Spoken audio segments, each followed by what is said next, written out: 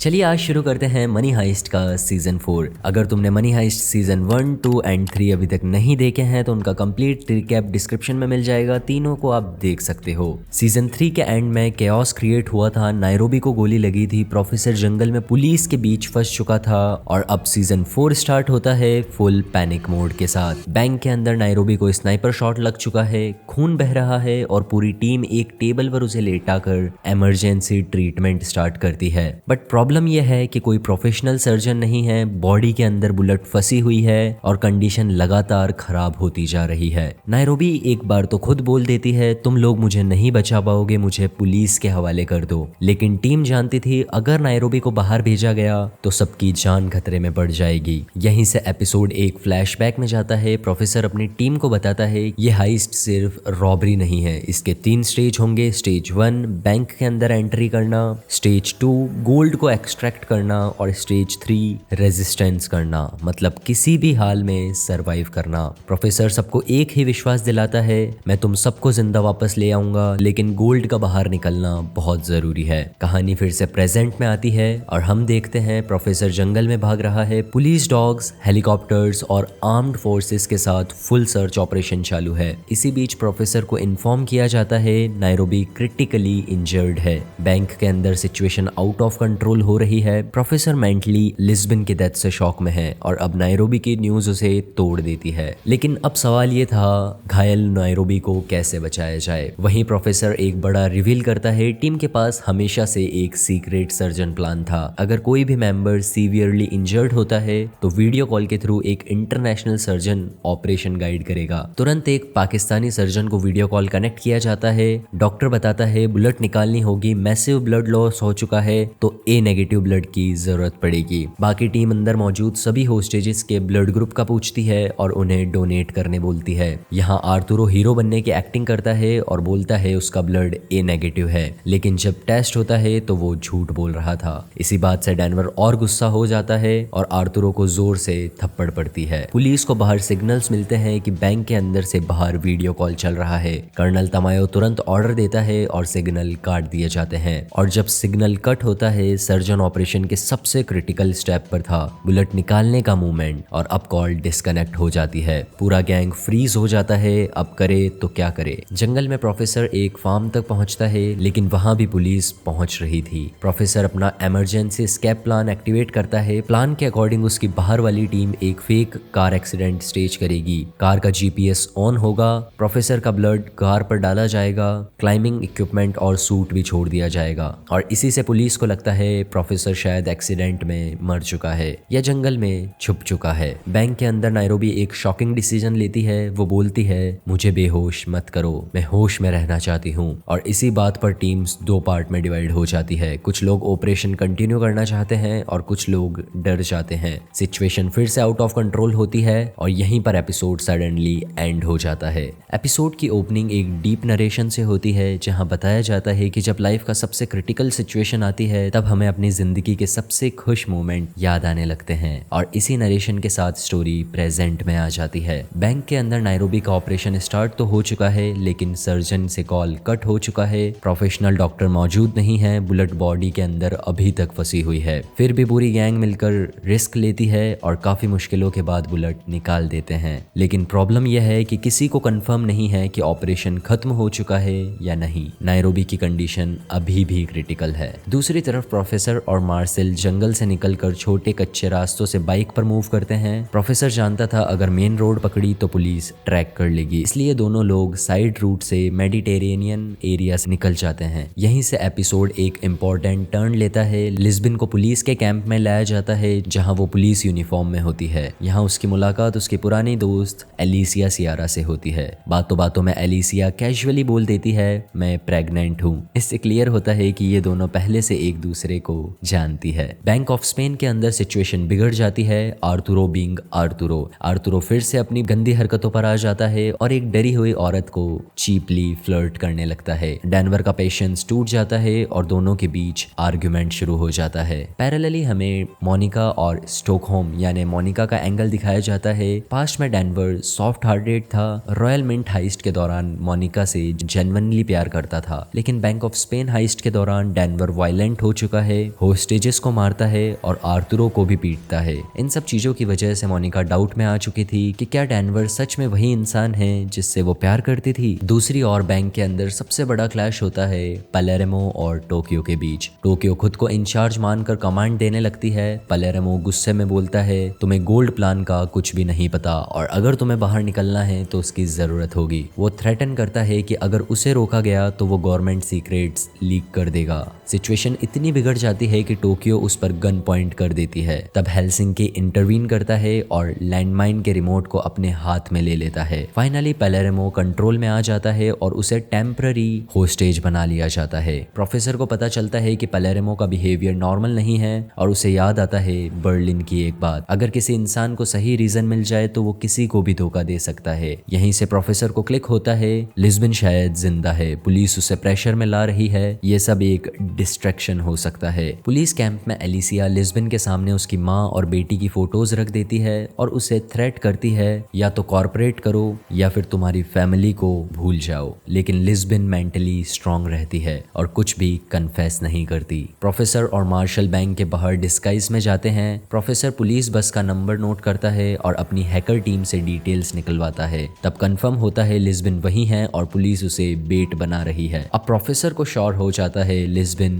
जिंदा है। बैंक के अंदर एक शॉकिंग रिवील होता है। बैंक ऑफ स्पेन का पूरा हाइस्ट का प्लान पलेरेमो ने बनाया था। वो सिर्फ गैंगस्टर नहीं, एक क्रिमिनल जीनियस है। फाइनल सीन में प्रोफेसर एक ऑफिसर एंटोनांजा के घर पहुंचता है उससे लिस्बन के बारे में पूछने, लेकिन अचानक एंटोनांजा खुद की बालकनी से स्विमिंग पूल में गिर जाता है।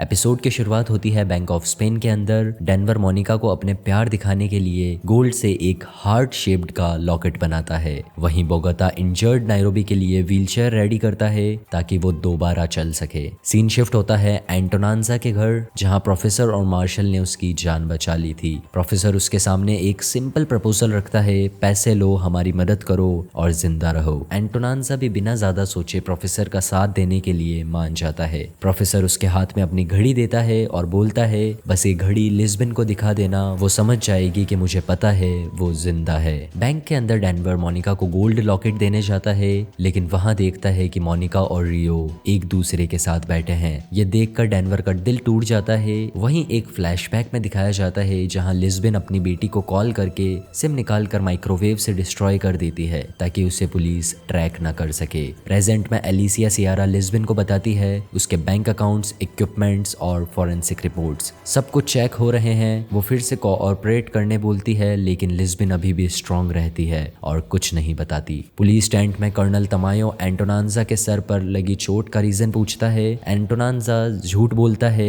स्ट्रेस में गलती से खिड़की से लग गई। उसके हाथ में प्रोफेसर की घड़ी होती है और वो लिस्बन तक मैसेज पहुंचाने जा रहा होता है, लेकिन एलिसिया के ऑर्डर्स की वजह से उसे अंदर नहीं जाने दिया जाता। बैंक के अंदर डेनवर का मूड ऑफ होता है। वो टोक्यो को बताता है मैंने मोनिका के लिए लॉकेट बनाया था, लेकिन वो रियो के साथ खुश हो रही है। टोक्यो उसे क्लियरली समझाती है तुम वायलेंट हो गए हो, पलेरेमो को शूट किया, आर्थुरो को मारा, मोनिका से झगड़ा किया। सिर्फ गिफ्ट से कुछ ठीक नहीं होगा, पहले खुद को चेंज करना पड़ेगा। दूसरी ओर क्योंकि पलेरेमो को हॉस्टेज बना लिया गया था और गांदिया के पास बांध दिया गया था, पलेरेमो और गांदिया के बीच बॉन्डिंग शुरू हो जाती है। पलेरेमो फिर से इंचार्ज बनने के लिए एक गेम खेलता है। वो गांदिया को बताता है कैमरास रोटेट होते रहते हैं, रिसीवर्स मल्टीपल सिस्टम से कनेक्टेड है, इसलिए अभी एस्केप पॉसिबल नहीं है। वो उसे बताता है कि अगर तुम बाहर निकलना चाहते हो तो अपना एक अंगूठा तोड़कर तुम इस हथकड़ी को खोल सकते हो और तुम्हें कोई नोटिस भी नहीं कर पाएगा। दूसरी ओर प्रोफेसर टोक्यो को कॉल करके कंफर्म करता है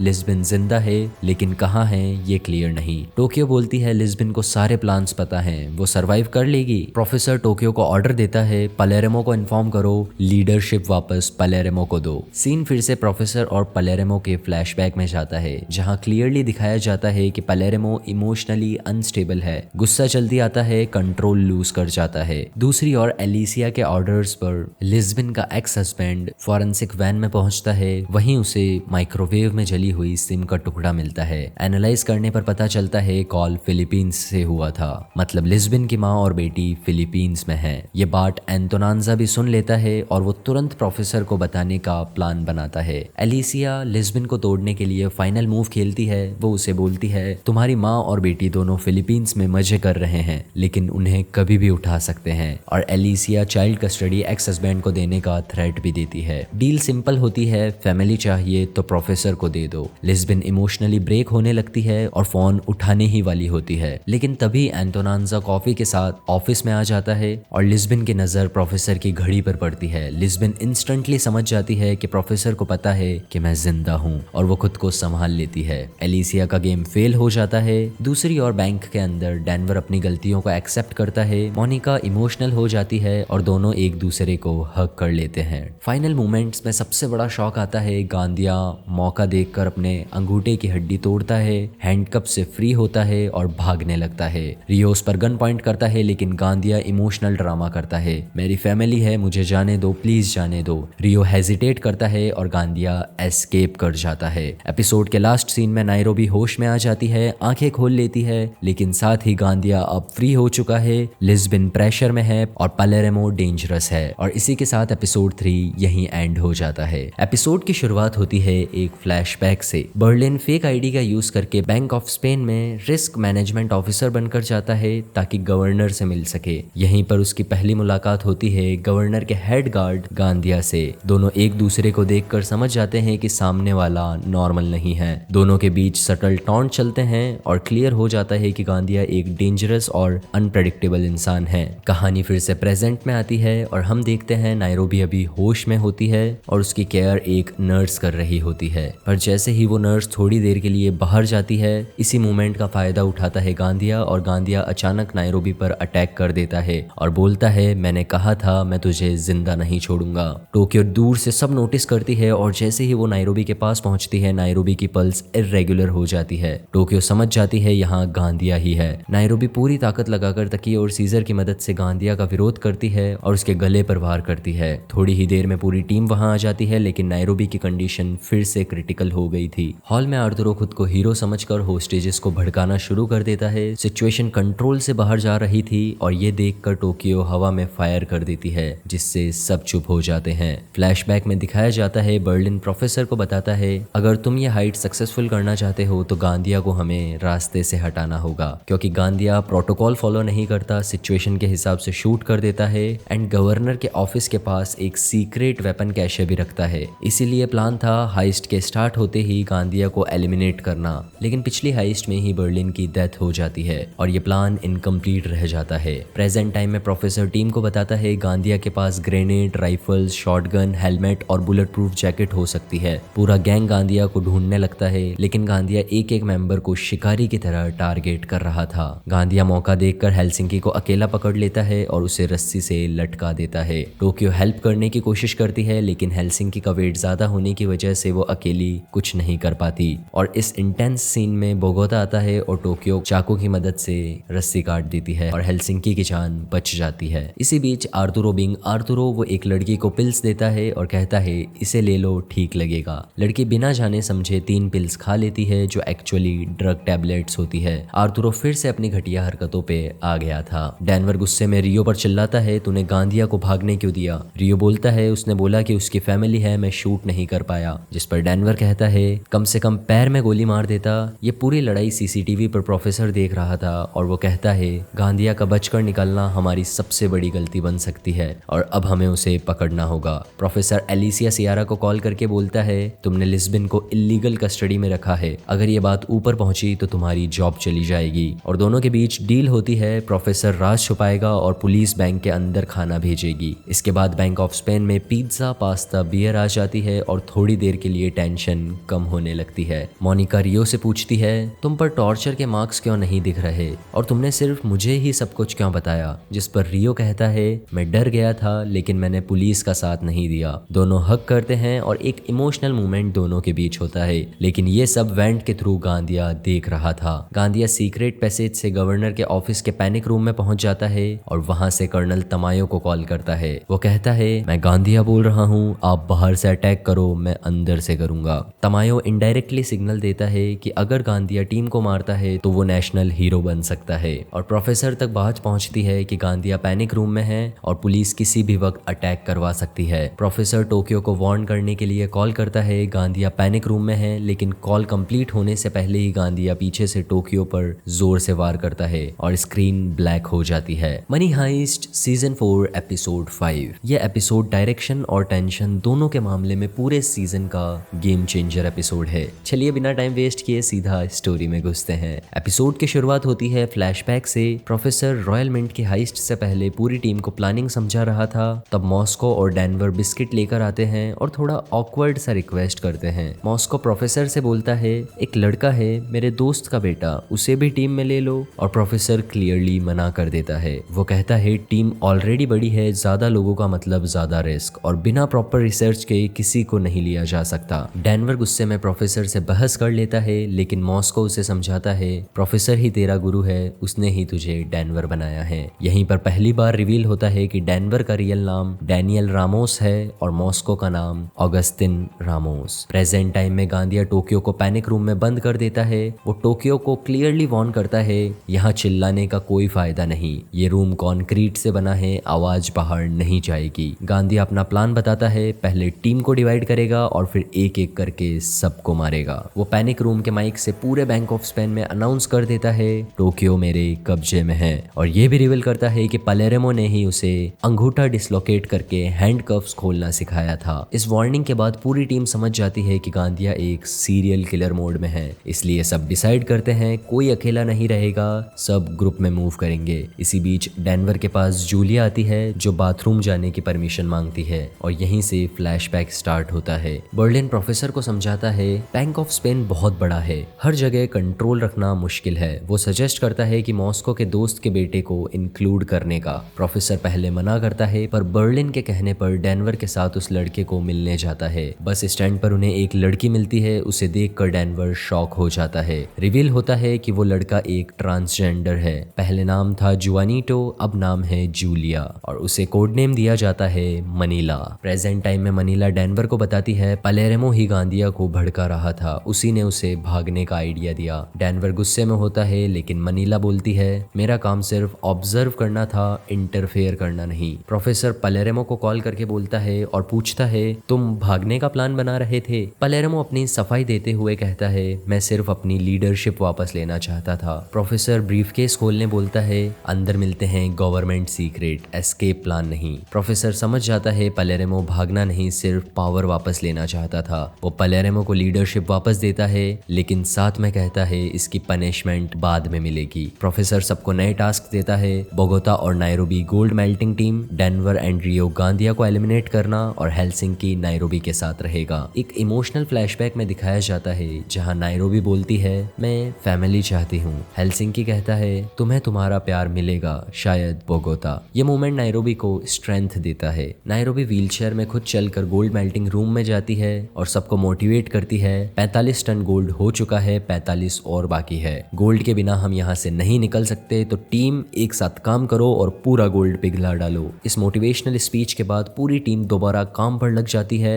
दूसरी ओर आर्थुरो अपनी लिमिट क्रॉस करता है। सीन लाइब्रेरी में शिफ्ट होता है जहां मोनिका नोटिस करती है एक लड़की की हालत खराब है। पता चलता है आर्थुरो ने उसे ड्रग्स पिल दी थी। मोनिका का डाउट क्लियर हो जाता है, आर्थुरो कभी नहीं सुधरेगा। आर्थुरो मनीला पर भी ट्राई करता है, लेकिन मनीला उसे सीधा इग्नोर कर देती है। दूसरी ओर पलेरेमो अनाउंस करता है सब लोग लाइब्रेरी में रहो, गांदिया फ्री घूम रहा है। अचानक एक जोर का ब्लास्ट होता है, स्क्रीन तुरंत 5 मिनट पीछे चल जाती है और 5 मिनट पहले का सीन दिखाया जाता है। डेनवर और रियो लिफ्ट के पास गांदिया को ढूंढ रहे थे। अचानक गांदिया उन पर ग्रेनेड फेंक देता है। दोनों हेलमेट से ग्रेनेड को कवर कर देते हैं। बुलेट प्रूफ जैकेट से ब्लास्ट एब्जॉर्ब करने की कोशिश करते हैं, लेकिन ब्लास्ट हो जाता है और पूरा बैंक हिल जाता है। ब्लास्ट के बाद गन फाइट शुरू होती है, लेकिन गांदिया एक ट्रेन्ड सोल्जर होने की वजह से फिर बच जाता है। वो वेंटिलेशन शेफ्ट के थ्रू छुपकर मूव करता है और सीधा पहुंच जाता है उस वॉशरूम में जहां नायरोबी छुपी हुई होती है। गांदिया वॉशरूम के अंदर, नायरोबी भी वहीं मौजूद, और यहीं पर एपिसोड का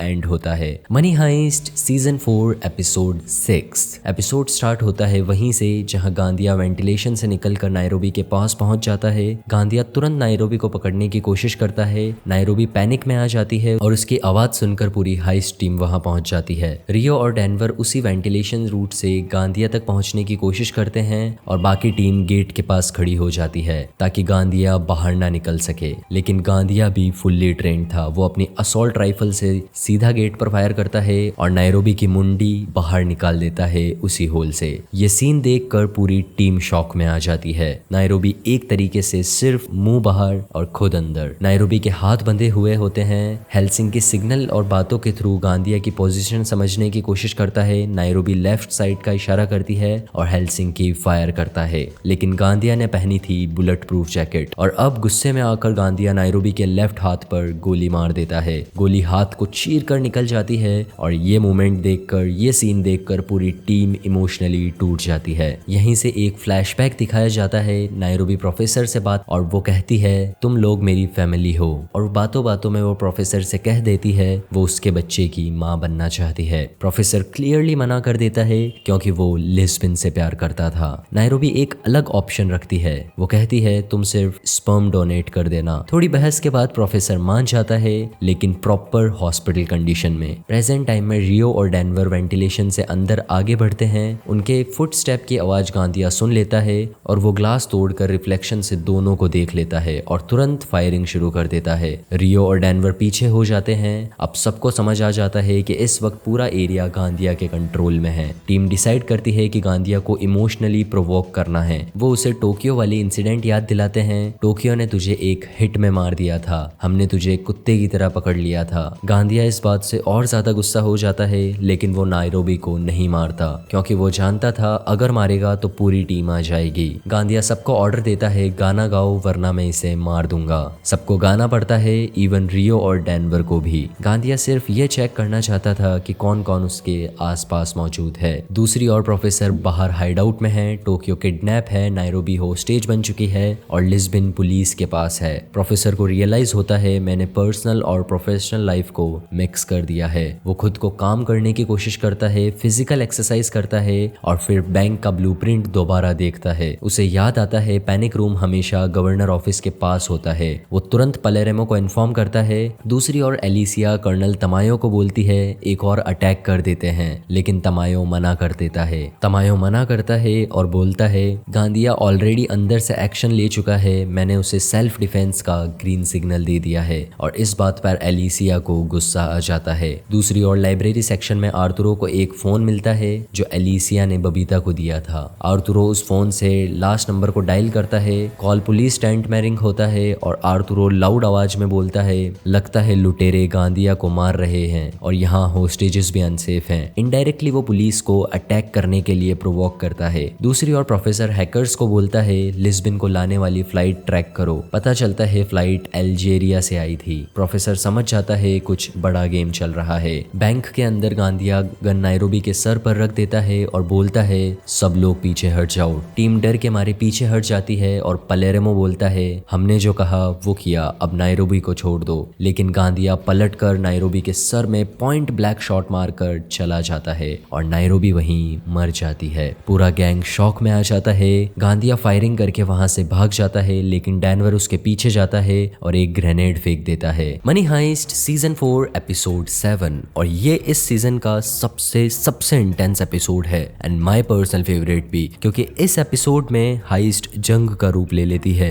और यही बनता है एक टर्निंग पॉइंट। पैनिक रूम से गांदिया कर्नल तमायो को कॉल करता है और वो कोल्ड वॉइस में बोलता है मैंने नायरोबी और टोक्यो को मार दिया है, अब मैं यहाँ से रूफटॉप के थ्रू भागना चाहता हूँ, मुझे हेलीकॉप्टर चाहिए, वो मुझ पर फायर कर रहे हैं। तमायो बिना ज्यादा सोचे बैकअप के लिए हेलीकॉप्टर अप्रूव कर देता है। थोड़ी ही देर में बैंक ऑफ स्पेन के रूफटॉप पर हेलीकॉप्टर आ जाता है। गांदिया ऊपर निकलता है। इसी वक्त डेनवर और रियो भी रूफटॉप पर पहुंच जाते हैं और गांदिया पर फायरिंग शुरू कर देते हैं, लेकिन रूफटॉप ओपन एरिया में है, हेलीकॉप्टर की हवा स्ट्रांग है और स्नाइपर्स एम प्रॉपरली नहीं ले पा रहे। सिचुएशन और भी ज्यादा केओटिक हो जाती है और यहीं से एपिसोड 2 2 दिन पीछे चला जाता है। बताया जाता है कि आज की ये सिचुएशन अचानक नहीं बनी। फ्लैशबैक में दिखाया जाता है कि गांदिया ग्रेनेड ब्लास्ट से सीरियसली इंजर्ड होता है। श्रैम्पनल उसके फेस, नेक, शोल्डर्स में फंस जाते हैं और हाथ काम नहीं करता। वो पैनिक रूम से खुद को हील करने की कोशिश करता है, लेकिन वीकनेस की वजह से गिर जाता है। टोक्यो ये सब बंधी हुई देख रही थी और अंदर ही अंदर खुश होती है।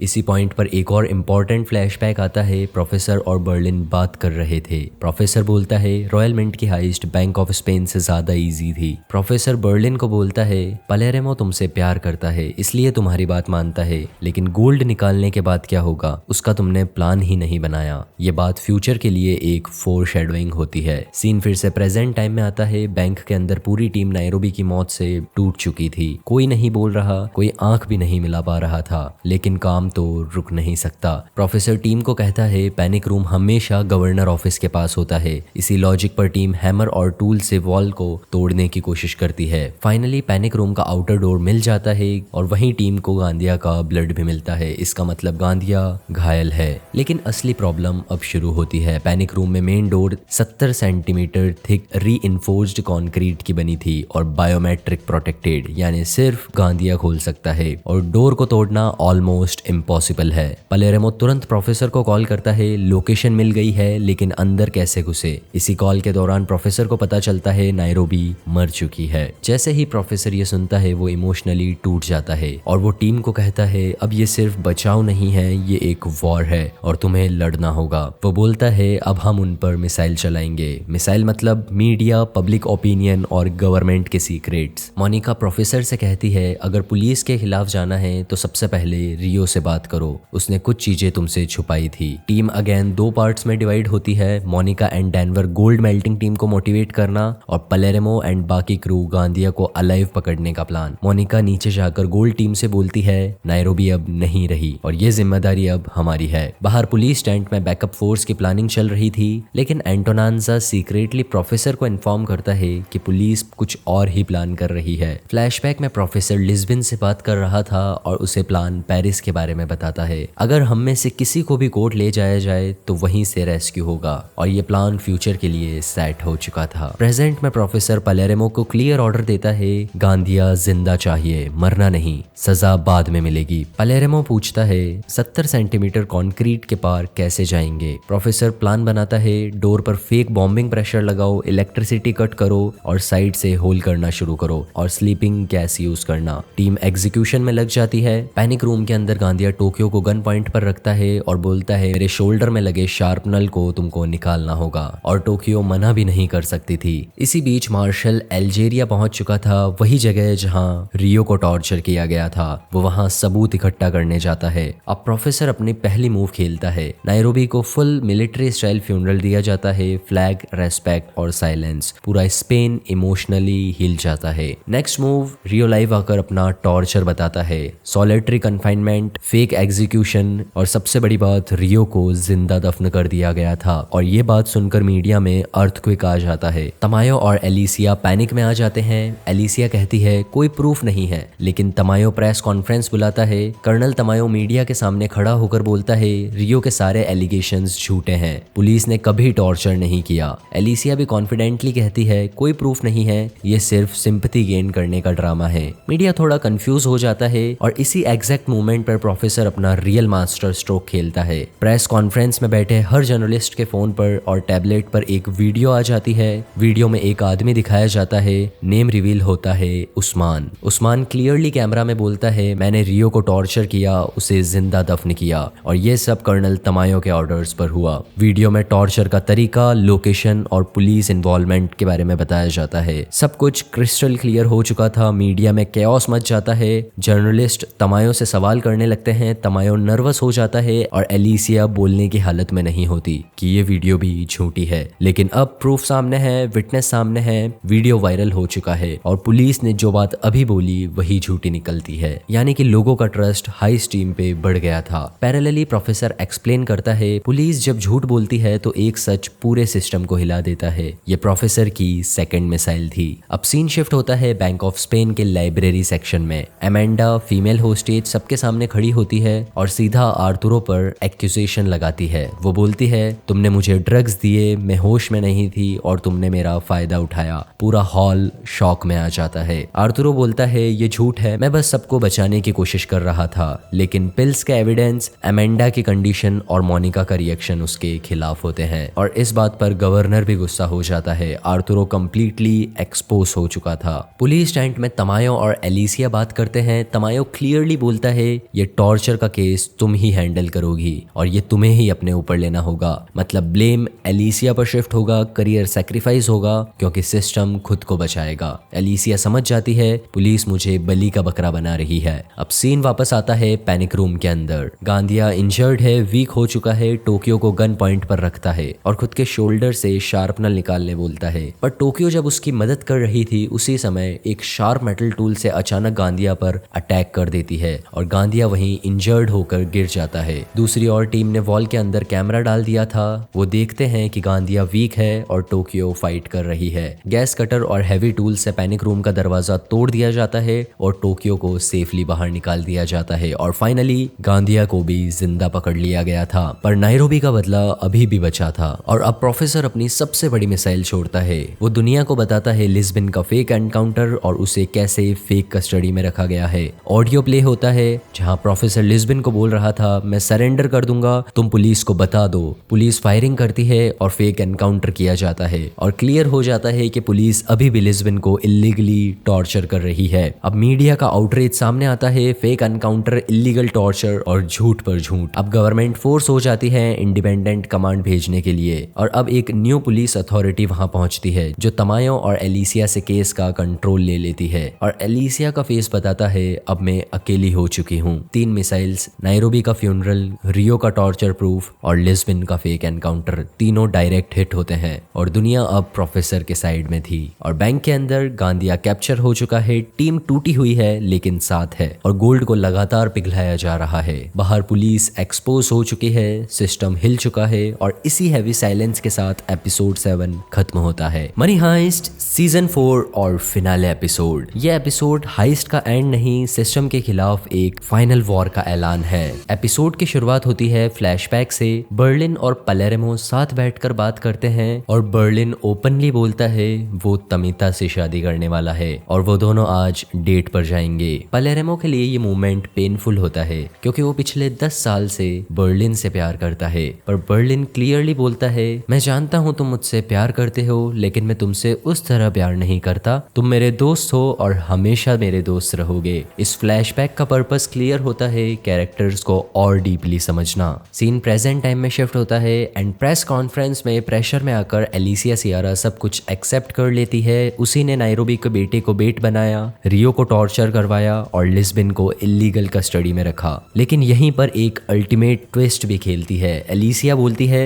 ये सब मैंने किया लेकिन ये ऑर्डर्स मेरे नहीं थे, इसके पीछे कर्नल तमायो, गवर्नमेंट और इंटेलिजेंस एजेंसीज थी। और पूरा रूम इस स्टेटमेंट के बाद साइलेंट हो जाता है। तमायो के पैरों के नीचे से जमीन खिसक जाती है। टीवी पर यह प्रेस कॉन्फ्रेंस लाइव चल रही थी और तमायो समझ गया था, जिसे मैं बेट बनाना चाहता था उसने मुझे ही एक्सपोज कर दिया। गवर्नमेंट का प्रेशर इंस्टेंटली बढ़ जाता है। इसी बीच प्रोफेसर अपना प्लान पेरिस के एग्जीक्यूशन में होता है। बेंजामिन और उसकी टीम प्रोफेसर के ऑर्डर्स पर सिटी में मौजूद चाइनीज बार के बेसमेंट में डिगिंग शुरू कर देते हैं। प्लान सिंपल नहीं, जीनियस लेवल है। कोर्ट के पीछे अंडरग्राउंड टनल बनेगी, पार्किंग लॉट तक का डायरेक्ट एक्सेस मिलेगा, टोटल डिस्टेंस रहेगा 11.8 मीटर और टाइम लिमिट होगा 10 आवर्स। प्रोफेसर प्लान एक्सप्लेन करता है, लिस्बन को कोर्ट ले जाते वक्त रोड पर पुलिस और क्राउड होगी, सरफेस पे रेस्क्यू इम्पॉसिबल है, इसीलिए अंडरग्राउंड रूट को चूज किया जाता है। बैंक के अंदर टोक्यो प्रोफेसर को कॉल करके गुस्सा निकालती है। वो बोलती है, तुमने गांधिया को जिंदा क्यों रखा है, उसने नायरोबी को मार दिया। पलेरेमो इंटरवीन करता हुआ कहता है, प्रोफेसर ने गांधिया को जिंदा रखने के पीछे कुछ सोचा होगा। हेल्सिंकी गुस्से में गांधिया को मारने आता है लेकिन पलेरेमो उसे रोक लेता है। अभी नहीं, इसकी मौत का वक्त अलग होगा। दूसरी ओर गोल्ड मेल्टिंग फ्लोर पर डेनवर और स्टॉकहोम रियो के साथ आते हैं। रियो के हाथ कांप रहे थे, स्टॉकहोम उसे हग करती है, डेनवर भी उसे हग करता है और यहीं पर क्लियर हो जाता है जो भी इन तीनों के बीच मिसअंडरस्टैंडिंग थी अब वो खत्म हो चुकी है। सीन शिफ्ट होता है एलिसिया सियारा पर। वो अकेली बैठकर पिछले सारे इवेंट्स को रिवाइंड करती है। उसके दिमाग में एक चीज क्लिक होती है, लिस्बन ने सरेंडर के वक्त अचानक स्टेप बैक क्यों लिया था। वो एंटोनांजा के घर वाले इंसिडेंट याद करती है। एलिसिया सीसीटीवी फुटेज मांगती है और फुटेज में दिखाई देता है एंटोनांजा बालकनी से गिरा था और प्रोफेसर और मार्शल ने उसे बचा लिया था। एलिसिया समझ जाती है प्रोफेसर यहीं कहीं आसपास है और वो प्रोफेसर को ढूंढने निकल पड़ती है। पुलिस टेंट में तमायो अपना कंट्रोल खो चुका था। वो ऑर्डर्स देता है, एलिसिया सियारा को तुरंत अरेस्ट करो। बैंक के अंदर पलेरेमो हेल्सिंकी से बात करता है। दोनों अपने रियल नेम्स रिवील करते हैं। हेल्सिंकी का असली नाम मिर्को ड्रेजेक और पलेरेमो का मार्टिन बैरोट। दोनों नायरोबी को याद करते हैं और इमोशनल हो जाते हैं। लिस्बन को कोर्ट के सामने लाया जाता है और जज के सामने प्रोफेसर और लिस्बन का एक फ्लैशबैक आता है। प्रोफेसर एक्सप्लेन करता है हमें कोर्ट को सारी इन्फॉर्मेशन देनी है, जो भी हुई सब सच सच बात बतानी है और जजेस का फोकस ज्यादा नहीं रहेगा। 50 मिनट बाद वो खुद भूलने लगेंगे, उनके लिए इन्फॉर्मेशन ओवरलोड होनी चाहिए। और यही था प्लान पेरिस का साइकोलॉजिकल पार्ट। दूसरी ओर चाइनीज बार के बेसमेंट में बेंजामिन और उसकी टीम टनल का ऑलमोस्ट काम कंप्लीट कर चुके थे। 11.8 मीटर सैंडस्टोन वॉल को तोड़ना, पार्किंग लॉट के बिल्कुल सामने पहुंचना और टाइम लिमिट भी ऑलमोस्ट खत्म हो चुकी थी। प्रोफेसर सबको रिमाइंड करता है नॉइस ज्यादा होगी लेकिन हमने उसका सॉल्यूशन पहले ही प्लान कर लिया है। एग्जैक्टली उसी वक्त सुबह के 4 बजे स्पेन के सड़कों पर लाउड म्यूजिक डिस्ट्रैक्शन का प्लान एग्जीक्यूट होता है। मारियो और उसकी गर्लफ्रेंड फुल वॉल्यूम म्यूजिक के साथ रोड पर पार्टी करते हैं। सिक्योरिटी गार्ड उन्हें रोकने आते हैं और इसी डिस्ट्रैक्शन में टनल की फाइनल वॉल को तोड़ दिया जाता है। टनल के एंड पर बेंजामिन और उसकी टीम फेक जज और फेक पुलिस बनकर रेडी रहती है। प्लान सिंपल है, लिस्बन को कोर्ट से पार्किंग में लाया जाएगा और वहीं से आइडेंटिटी स्वैप होगी और पुलिस को लगेगा कि लिस्बन अभी भी उनके कंट्रोल में है। जैसे ही लिस्बन पार्किंग लॉट में आती है, fake police officers real police पर गन पॉइंट कर देते हैं। पुलिस को क्लियरली वार्न किया जाता है गाड़ी रोकी या आवाज निकली तो बॉम्ब फट जाएगा। पुलिस हेल्पलेस रहती है और लिस्बन को क्वाइटली एक फेक प्रिजन वैन में शिफ्ट कर दिया जाता है और अब लिस्बन फ्री हो चुकी थी। वैन थोड़ी दूर जाते ही रुकती है, डोर खुलता है और लिस्बन फाइनली फ्री हो जाती है और वो खुद पर कंट्रोल नहीं रख पाती, वो इमोशनल हो जाती है। अब स्टोरी वापस आती है बैंक ऑफ स्पेन के रूफटॉप पर। गांदिया को लगता है गांदिया एस्केप कर रहा है, जबकि गांदिया के कपड़े डेनवर ने पहने होते हैं और ये हेलीकॉप्टर प्रोफेसर ने ब्लैक मार्केट से खरीदा था और पायलट का वॉइस कंट्रोल भी हाईजैक किया गया था और पुलिस को पूरी तरह मिसलीड किया जाता है। हेलीकॉप्टर बैंक ऑफ स्पेन के रूफटॉप पर लैंड करता है। पुलिस शॉक्ड होती है जब देखती है हेलीकॉप्टर से लिस्बन उतरती है। पूरे बैंक ऑफ स्पेन गूंज उठता है। टीम एक साथ चिल्लाती है लिस्बन लिस्बन लिस्बन। लिस्बन अंदर आती है, टोक्यो भागकर उसे हक करती है। पलेर्मो शॉक्ड रह जाता है और हेलसिंकी इमोशनल हो जाता है और सबसे एंड में लिस्बन प्रोफेसर से बात करती है। दोनों एक दूसरे से बात करके इमोशनल हो जाते हैं। ये पूरे सीजन का सबसे इमोशनल मोमेंट होता है और टीम एक साथ चिल्लाती है दिस इज फॉर नायरोबी। ये मोमेंट सिर्फ सेलिब्रेशन नहीं, ट्रिब्यूट है नायरोबी को। पैरेलली एलिसिया सियारा प्रोफेसर के हाइड आउट तक पहुंच गई थी, जहां प्रोफेसर खुश हो रहा था, अकेला था और तभी पीछे से एलिसिया उस पे गन रखकर बोलती है गेम खत्म और यहीं पर स्क्रीन ब्लैक हो जाती है और सीजन 4 का एंड होता है प्योर सस्पेंस के साथ। अब सवाल ये है क्या एलिसिया प्रोफेसर को पकड़ लेगी? क्या प्रोफेसर का सबसे बड़ा प्लान यहीं फेल हो जाएगा? और क्या सीजन 5 में ये हाइस्ट सबसे डेंजरस मोड लेगी? इन सभी सवालों का जवाब मिलेगा सीजन 5 में, जो कि मैं लाने वाला हूं तुम्हारे लिए बहुत जल्द। बस एक चीज चाहिए, वीडियो पसंद आई वीडियो को लाइक कर देना। मिलते हैं नेक्स्ट वीडियो में। बेला चाओ।